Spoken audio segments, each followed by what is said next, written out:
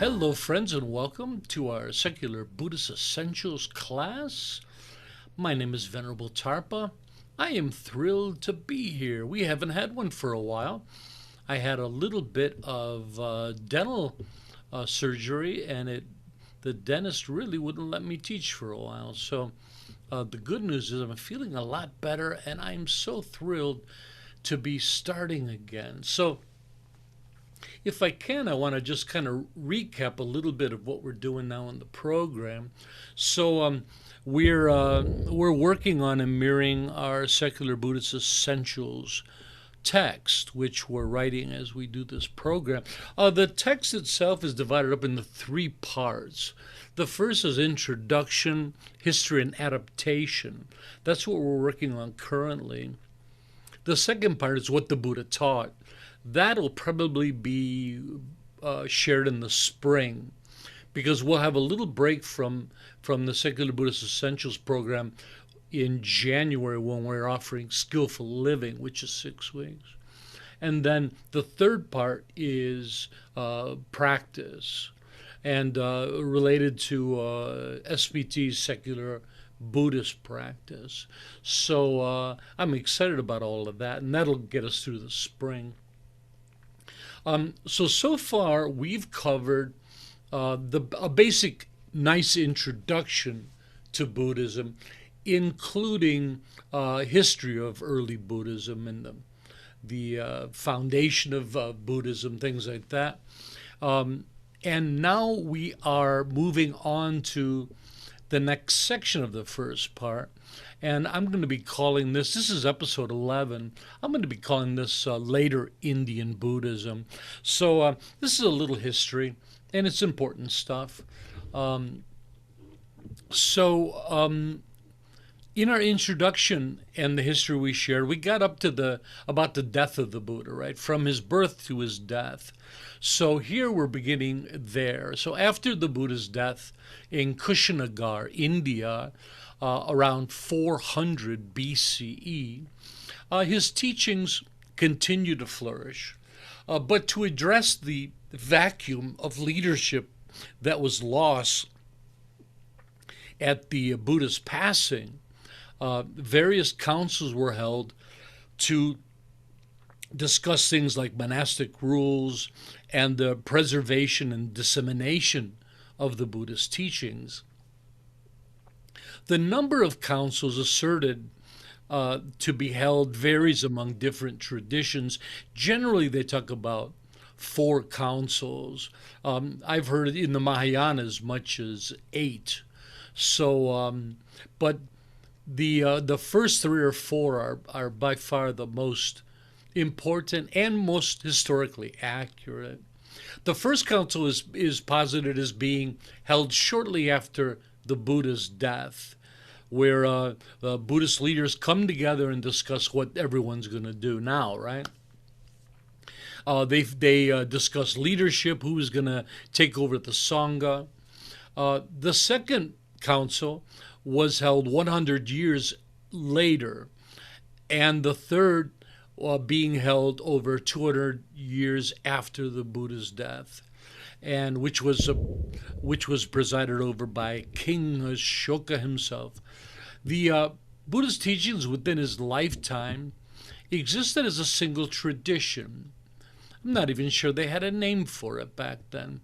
But after his passing, his teachings began to be reinterpreted, of course, culminating in the emergence of 18 distinct schools within India, which are now referred to as the Nikaya tradition. They often will call that the early Buddhist tradition. The term Nikaya is a translation of the word, or translated into the word collection. So Nikaya is used for the first Buddhist sutras or text, and they're called the Nikaya Sutras. But in this case, with tradition, they use it basically in the same usage as Nikaya as collection or schools of Buddhism. So when they talk about the Nikaya traditions, they're talking about these early 18 schools of Buddhism that emerged after the death of the Buddha. So this went on for some time, and it was and then we come up to the Third Council, which is held about 200 years after the Buddha's passing.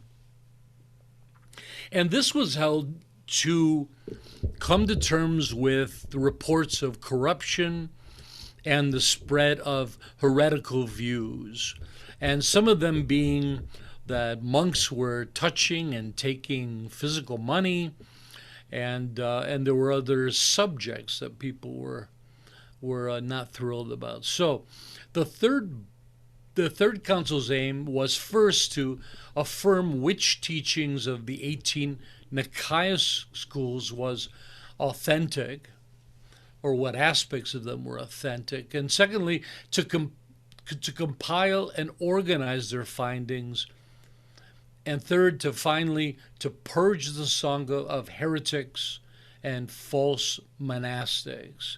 The Third Council again was overseen by the legendary Indian Buddhist king, King Ashoka. One second, I'm taking some notes as I go along. Good. So, Buddhism as a substantial movement didn't come into its own until the reign of this great Buddhist king, King Ashoka. And this is around 250 BCE. The story of Ashoka is quite fascinating. Young Ashoka is known as the tyrant king and is dubbed Ashoka the Cruel.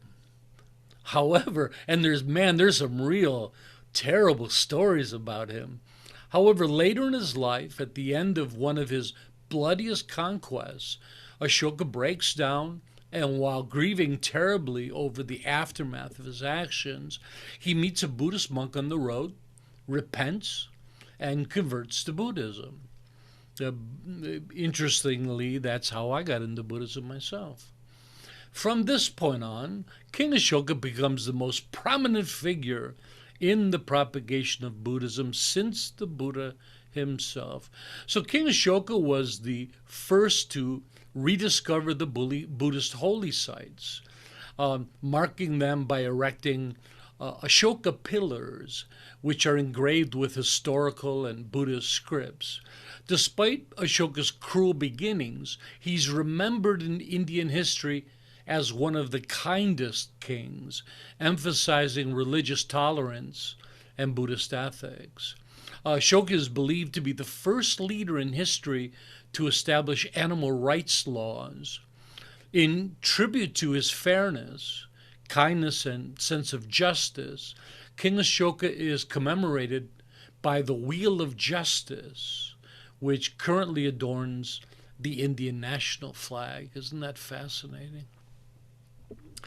So upon the conclusion of the Third Council, so any questions so far? What do you guys think of this? Have you heard of King Ashoka? Yeah, great story. You know, some of the early stories that he built these torture chambers like underground, and when he gathered all his ex-wives and put them in lead suits, just horrible things, burned them, and just a brutal warrior. These brutal conquests all over India, and so he's quite famous. If you go to Bodh Gaya, you know, Bodh Gaya was considered lost, and King Ashoka claims he found it. And in Bodh Gaya, there's an ancient stone fence erected around the stupa, and that supposedly was created by Ashoka himself to establish the place.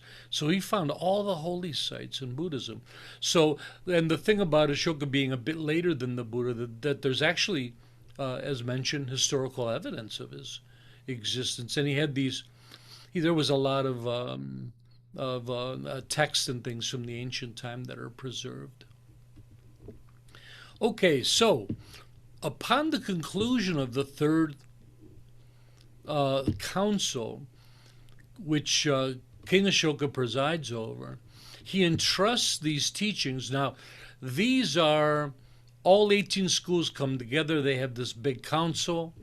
And now, remember, at this time, Buddhism is still being preserved in an oral tradition.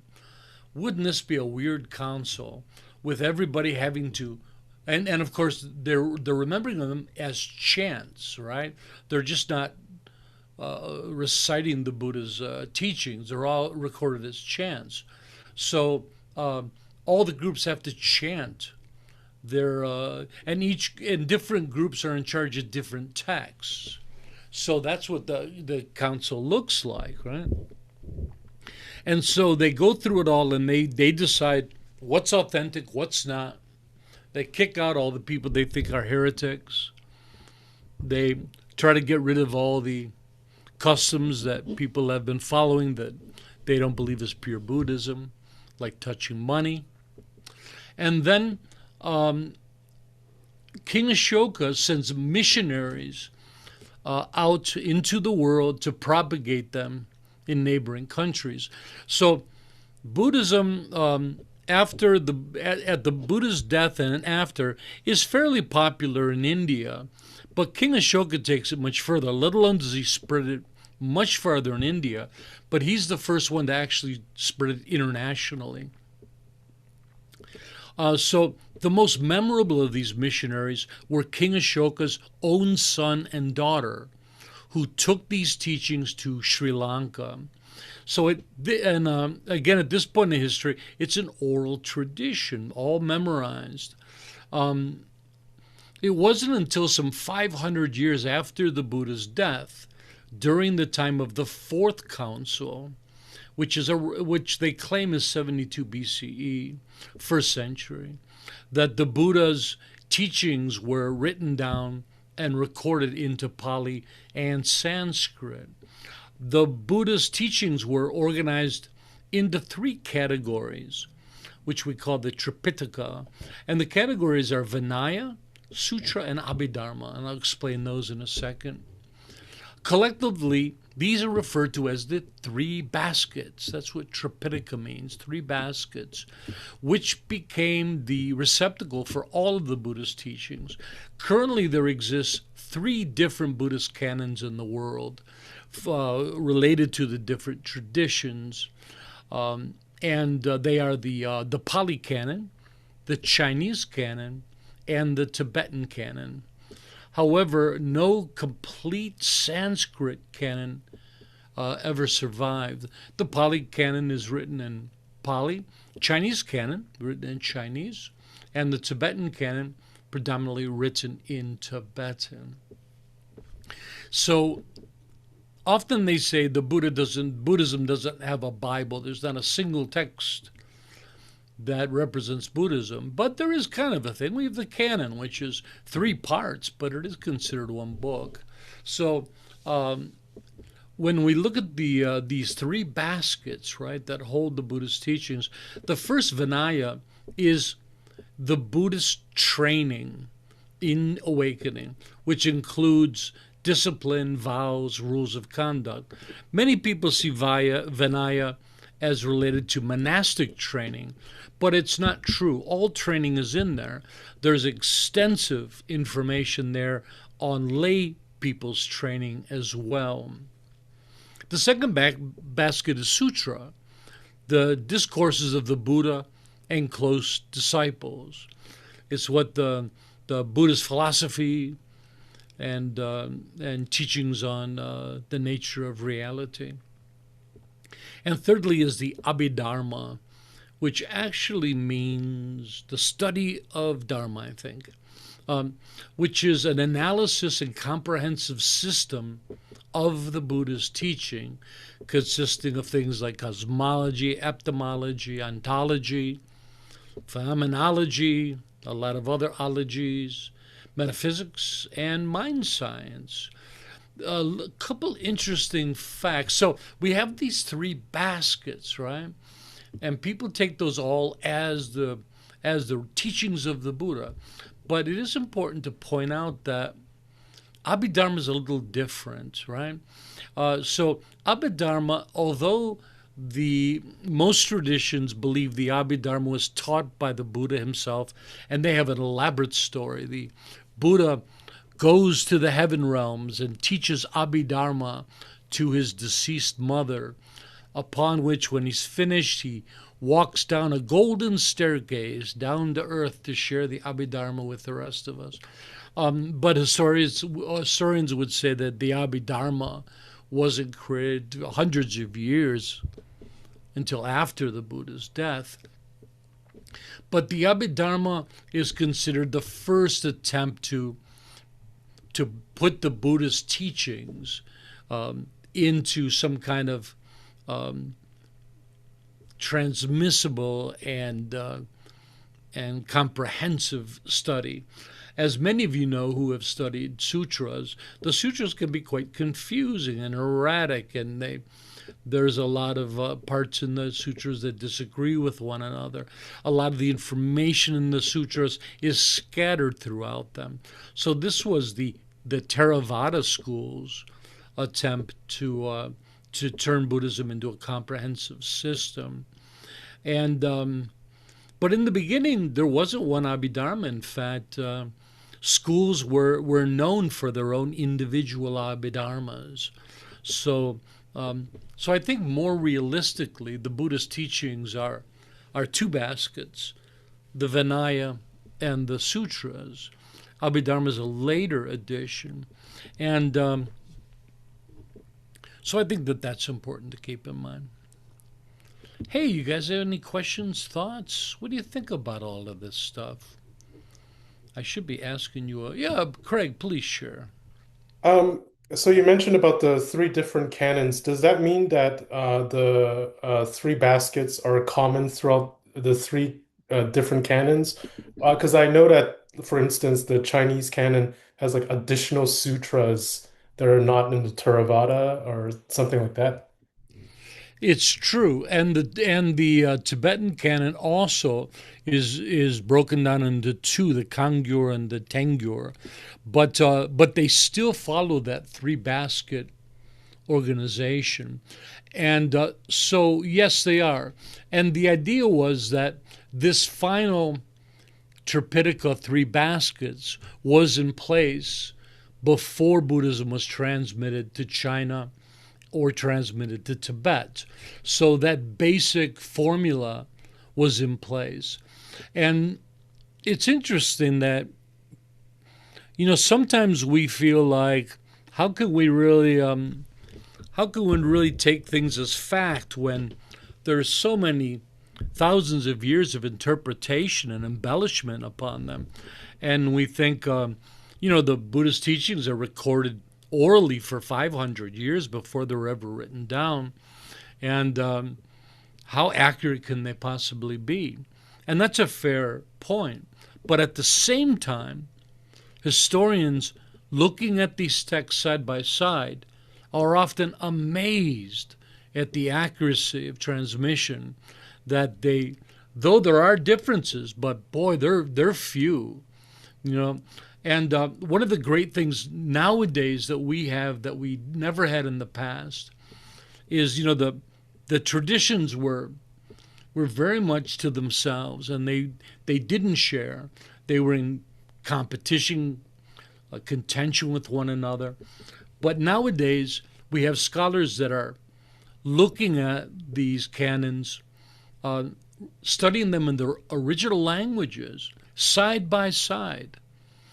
And so we're able to look into the Buddhist teachings in a way that we've never been able to do before. And it's very exciting. Yeah. Oh, Ethan, please. Yeah, I had a top question about this topic a little bit in terms of the Buddhist history, or early Buddhist history is the something I don't really know much about is the beginning of or the beginnings of the venerating of bodhisattvas like like Manjushri and Avalokitesvara and like that type of practice, like where does that begin and how does that fit in with like the original Buddha Dharma and that kind of progression? We're gonna touch on that in just a moment. We're gonna talk that all comes in with the rise of the Mahayana school. So we're gonna be touching on that today, and we're gonna be talking about that next week as well. Yeah. Oh, Padma, please. Could you tell us, Tarpa, a little bit about being modernized? Obviously, a lot of belief systems don't modernize well, do they? Obviously, and SBT is very modern and forward thinking, and the essence of sutras being important, probably more important than the actual. Because if you live it by the words, it's not going to work, isn't it? You know. Do you know what I'm asking you about the essence and modernization?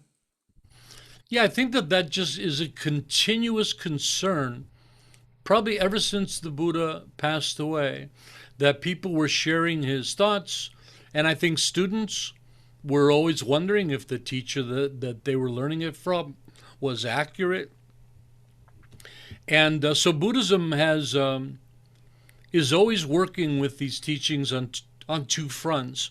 One is the written account of it all, and the other is understanding Buddhism through its practice, right? So, and bottom line is, no matter how well a teacher seems to know the Dharma, it really comes down to, are they able to guide students to awakening, right?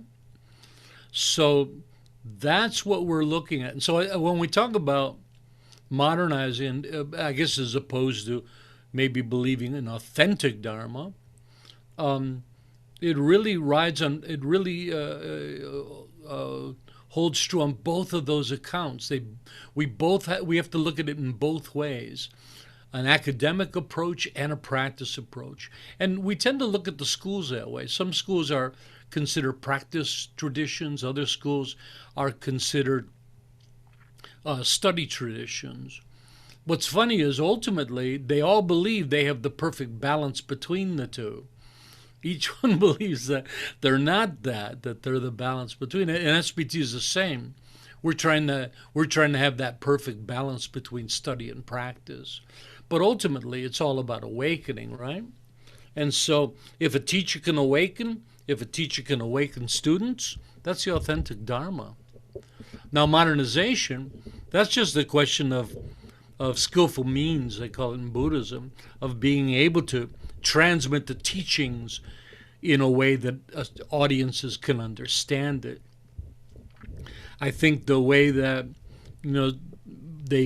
they share it in Asia, maybe 100 or 200 years ago, I don't think that would work nowadays with the Westerners.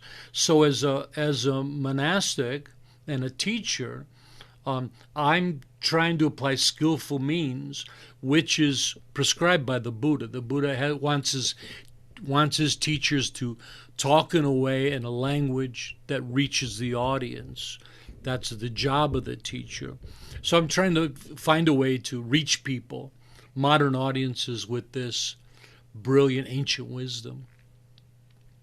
Is that okay? Oh, okay. And like I promised Ethan, I wanted to, we're still dealing with the idea of Buddhism in India. So sometime after the Third Council, a new tradition of Buddhist thought begins to emerge. The Mahayana, meaning large raft or universal vehicle. We say vehicle, we mean it. Just think like a car or a scooter can get one person to the market. It's a vehicle, right? But if you get a school bus, you can get a whole bunch of people to the market. So when we talk about Mahayana being a large or universal vehicle, it means that it's a tradition that's trying to lead society itself to awakening. Where in the Theravada tradition, it's much more founded and focused on monasticism and single person enlightenment. Or so they claim. Mahayanists assert that the Mahayana scriptures were taught secretly by the Buddha within his own lifetime, which then began to surface publicly around 200 BCE. The origin of the Mahayana is unclear.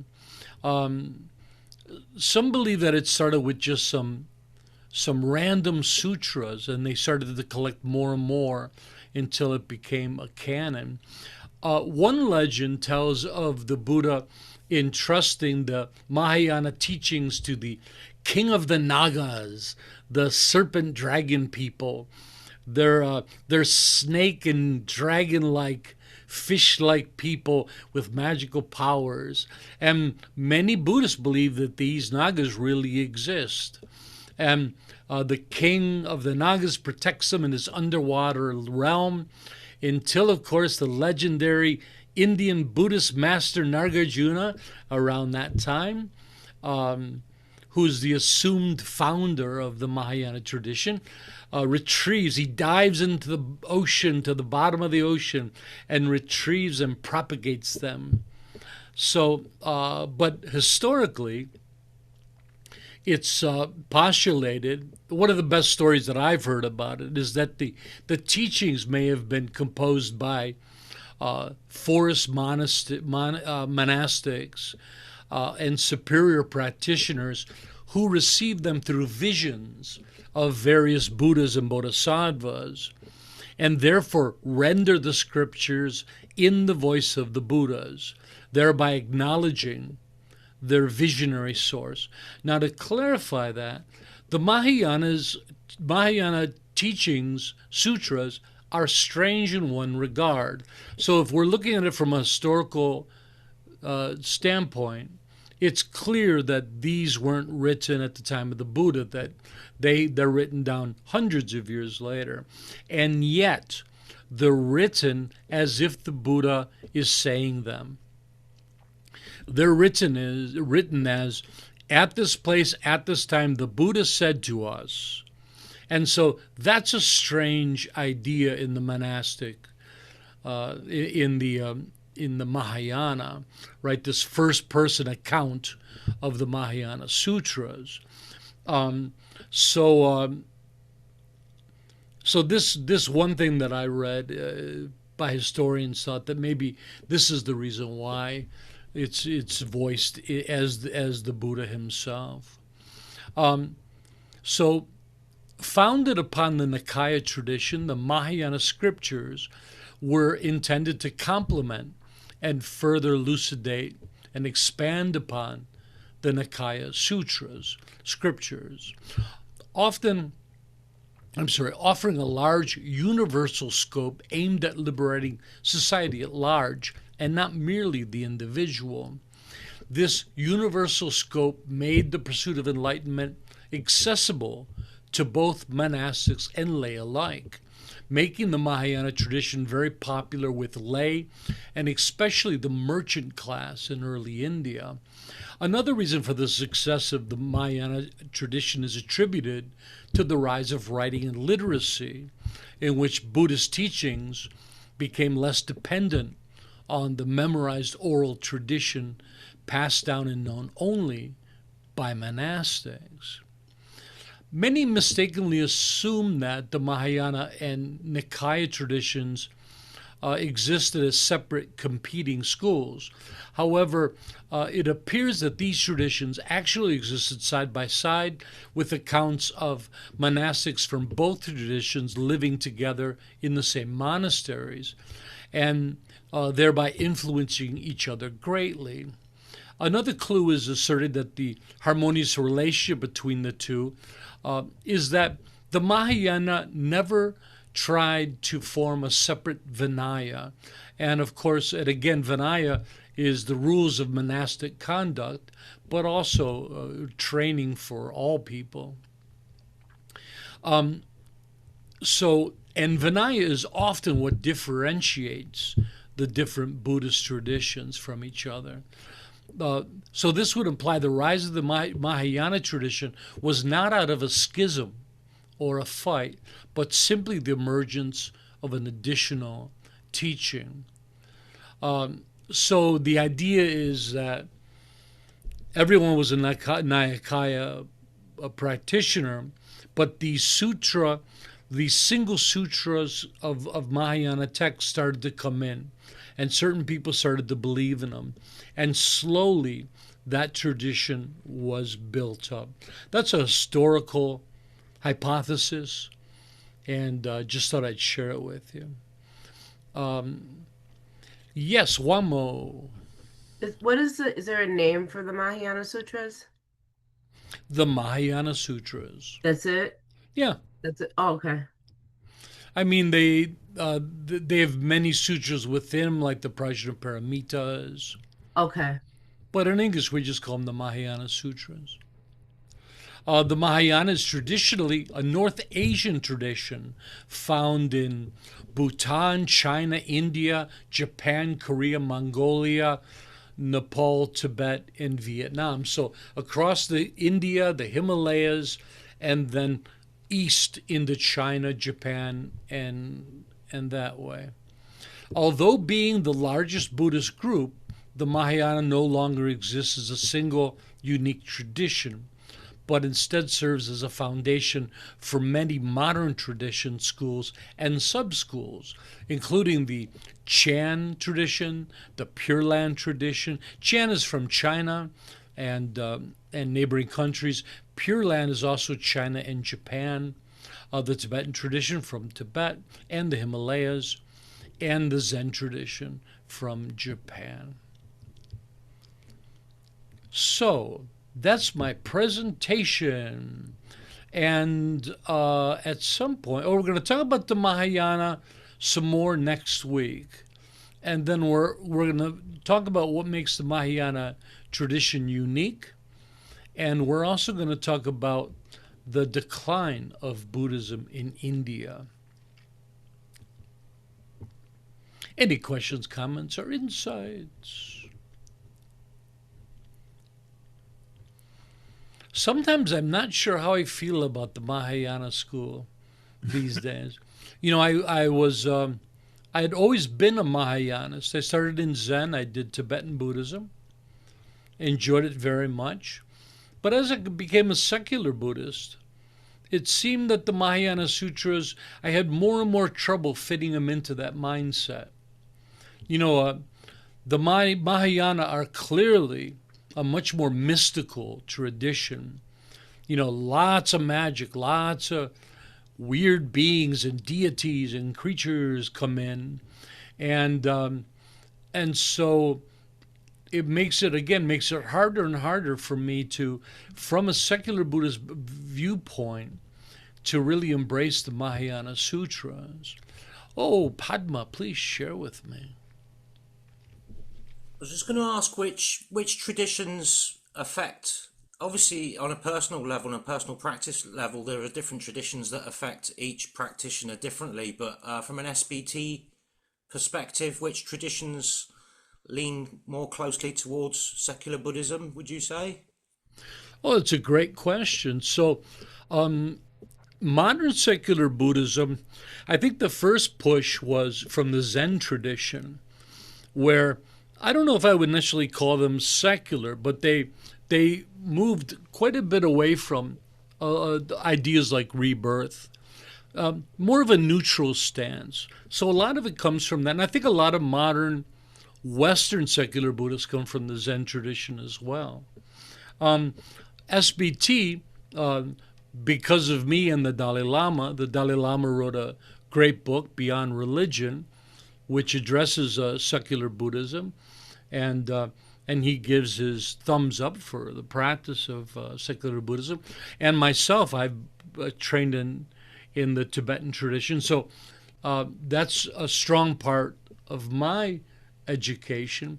But more and more as a secular Buddhist, I move towards the Pali traditions, and I'm hesitant to say Theravada, because the Theravada itself, as we're going to learn in a future class, the Theravada itself really moved away from the early teachings, the early Nikayas. So these Nikaya teachings that are compiled by Ashoka and sent around the world. It's not the same thing as the Theravada tradition. The Theravada is the closest to them, but the Theravada comes about hundreds of years later, and is really influenced by its own thinking, its own culture. It's influenced strongly by commentaries, and so a lot of my Theravada scholar friends, they all seem to be doing the same thing everybody else is doing. They're all trying to weed out all the commentary and to get back to what we think the Buddha actually shared. And so that's a big movement in the Theravada, as well as my friends in Zen Buddhism doing the same, trying to, in their own way, kind of purify. That's their thinking, purifying Zen. So secular Buddhism, rightly, and because of the work of Stephen Batchelor, is focused on the EBTs, the early Buddhist teachings, which are the Nikaya Sutras, the five books or sutras of the Nikayas. So, and myself, I also am moving much more to a direction of the Nikayas and more letting go of a lot of my Mahayana beliefs and viewpoints. But that's unique to all of us, right? We can all have our own view. The only thing I'm concerned about is presenting a curriculum that everybody in SBT is comfortable with. A nice middle way curriculum, and I think best of all, based on the Nikayas. And that's the starting point. And then people can diverge from that on their own according to their You're own doing that, views. Tarpa. You're doing that. You're nailing that. Yeah, that's what we're trying to do here. And to have a very open presentation. We're not telling anybody what is. We're saying it seems like this is the most likely thing. And also within our practice, we say, this seems to be very, very beneficial to our members. It seems to be awakening people. These are the practices that seem most authentic, that produce a good fruit. Yeah. David, please share. Could you just clarify what time, what era, roughly did the Mahayana develop? So that's a hard thing to pin down because, again, through my own research, everybody has their own opinion. The Mahayana starts off as just some random documents or sutras, and then slowly they build up into the point where it's a tradition and a text. So it seemed like they're being written as needed. But the earliest Mahayana sutra, I believe, is accounted at about 200 BCE. Early, right? So that sounds like 100 years after the Buddha's death, but often they'll say 200. I know the Mahayana Sutra was first written down in the 1st century BCE, and we know that because we have a physical copy of it. It's the Gandhari Sutra. They found the Gandhari canon in jars in northeast India, and they dug it up, and so we actually have historical evidence that the Mahayana existed then. So around 1st century, 2nd century BCE. So that was discovered, that was written before the Pali Canon then? Oh, I think most scholars believe they're written about the same time. Thank you. Yeah, and then of course the English stole it from the Indians. They took it to the London Museum, like they do. But I guess it took a long time for them to be able to translate it. It's still a work in progress. You can Google it, and it's an extraordinary project and a fascinating thing. I haven't heard many things coming from it that would change the way we look at the Mahayana so far. Yeah. So, a little history coming at you. Was it interesting? I find Buddhist history interesting. Next week's class, when we're talking about the Mahayana, that'll be a quite a bit more interesting. We're going to get into the little bits and pieces of it. I'll share that with you. After we get through that and a little bit more of Indian history, where they're going to dig into the different traditions, and I think that's quite fascinating too. And talk about secular Buddhism as well. Does anybody have any other questions? It can be on other topics as well. We got a little bit of free time. Yeah. Oh, Craig, please share. Sure. I have two questions. First one is, did Ashoka sort of try to like make like an orthodox Buddhism by like getting rid of the heretics?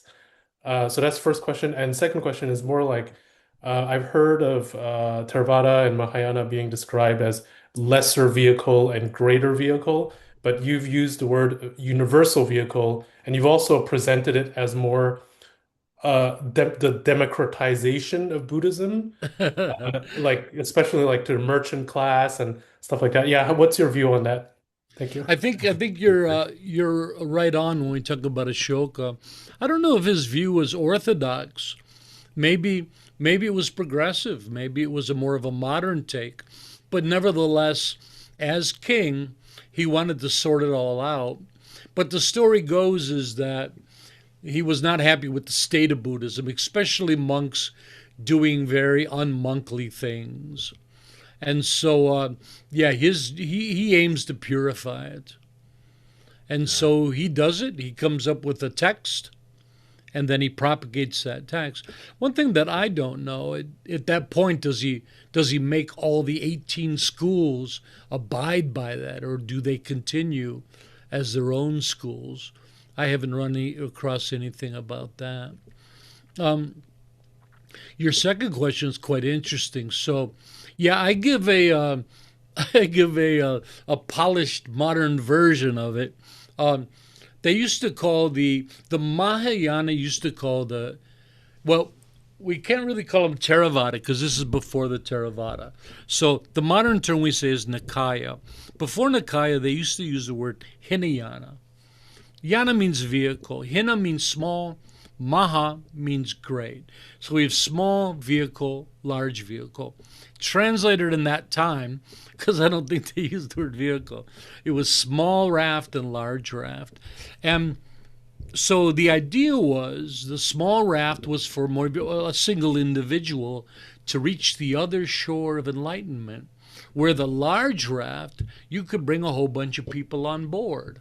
And then they even had the idea of the Mahayana building a bridge to the other shore so everybody could cross. So that's the story. But what really happened was this was an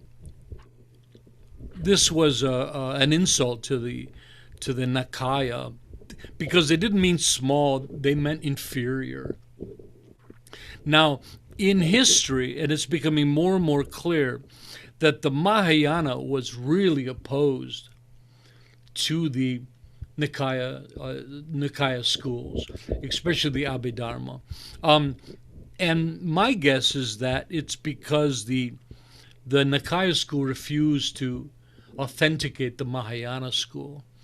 You know, I'm guessing back then they saw them maybe similar to the way Christians see Mormons, where Mormons all of a sudden, I hope I don't get in trouble for this, the Mormons all of a sudden locate new teachings by Jesus buried in Arkansas. You guys know the story. Lovely people. I love the Mormons, but the story is pretty out there.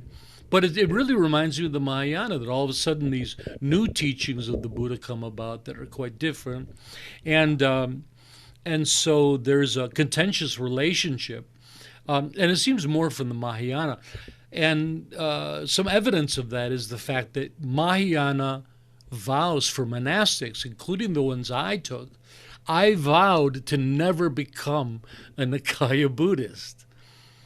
to never go down to the lower vehicle, right? Those things are not found in the Theravada tradition and the like. So there is a lot of contention. I heard another interesting article, read an interesting article on the idea that the six perfections and were written directly in opposition to the Abhidharma, that the Mahayanas of that time were dead set against all the Abhidharma work. So there was a lot of contention in those days. In my text, Tibetan Buddhist Essentials, I give a very traditional presentation of this, if you want to read it, that talks more about the distinction between the two. So nowadays, to appease and make everybody happy, scholars have changed to the term Nikaya tradition. So Hinayana is no longer used. Did that answer your question? Yeah. Yes, thank you. Miss Wama. Yes, could you just say the names of the three baskets again? Oh, Vinaya, Sutra, and Abhidharma. Thank you. Yes, so I have a lot of. Sometimes I wonder if I'm going to get in trouble with all my views, but to me, the Buddhist teachings are just the two baskets, the Vinaya and Sutra. Abhidharma is a magnificent piece of literature for putting the Buddha's words in the text. It is really academic. I mean, boy, I studied it when I was traveling all over Asia in all the Theravada countries.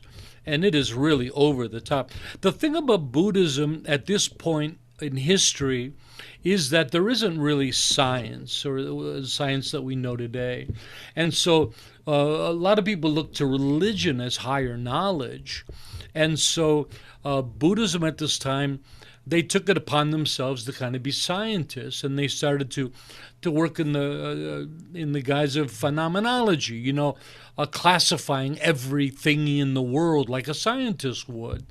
These are the 52 happy qualities. These are the 74 afflictions.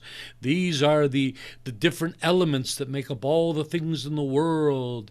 And so nowadays we have science that gives us a better and more accurate view of that. So I think now we can kind of let go of that and just get back to the Buddhist teachings. But that really influences a lot of Buddhism. And even the questions the Buddha refused to answer, the traditions did not. They all found it in their own capacity to find the answers and to share them. And they're all different. So it complicates things. It also makes it kind of fun. And it allows us to have our own opinion. It allows us to turn our back on dogma and realize that there aren't individuals out there that know it all and we have to listen to. Hey, it's been a fun conversation. I think I got my mojo back. What do you think? Were you all properly entertained? I was afraid this would be a boring class. The next ones coming up are much more interesting. But important stuff, right? I'll post the text that I took from in our social media for everybody. Hey, we don't have much coming up until next week. We're finishing up our fall programs, which is just 2 more weeks in our introduction to insight meditation. Everyone's invited.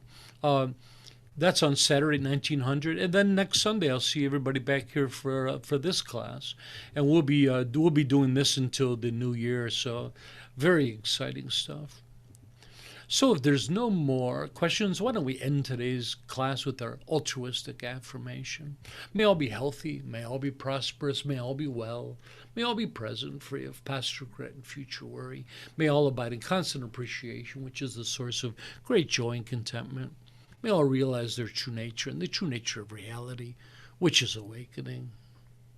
Thanks for coming and making my Sunday grand. I had a lot of fun. Great seeing everybody. Bye-bye. Have a good Sunday. Thank you, Venerable Tarpa. Tarpa. Nice.